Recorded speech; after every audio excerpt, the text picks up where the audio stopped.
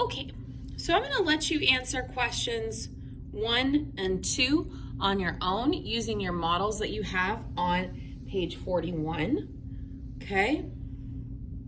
But let's go ahead and together, let's write a definition for fission. I like to think fission means division because it kind of rhymes. So in a fission reaction, a large, unstable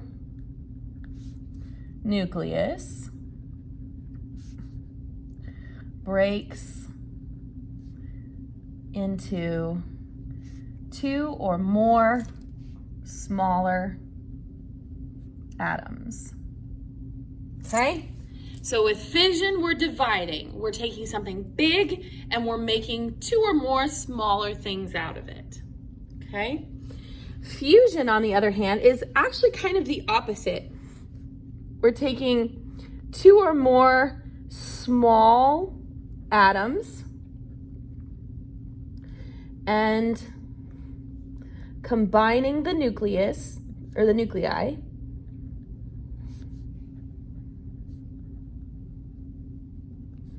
into one larger atom. So fusion is where we stick things together. We take smaller pieces and make something bigger, okay? So now for the second section down here at the bottom, it says, examine each nuclear reaction representation below. State whether the reaction represents fission, fusion, or neither. So I'm going to do a couple of these with you. Okay, the first one, we're starting with a mass of 2, 1 proton, 1 neutron. So 2 and 2 makes 4. So we're starting with 2 small things and making a bigger thing, and it gives us energy. That is going to be this one, fusion. Okay. This second one, now look at this. We have a little neutron, but then we have this humongous atom. And what we're doing is we're hitting the big thing with a little tiny particle, and it causes it to break into all these pieces. So this is a fission reaction, but it is not a naturally occurring fission reaction. This is one that has been intentionally triggered by throwing something small at the unstable nucleus to get it to break apart, okay? So this is a fission reaction. Down here, we have water, 2 molecules of water reacting to form 2 molecules of hydrogen and 1 molecule of oxygen. Super important. This is neither. This is a normal chemical reaction. Water makes hydrogen and oxygen, okay?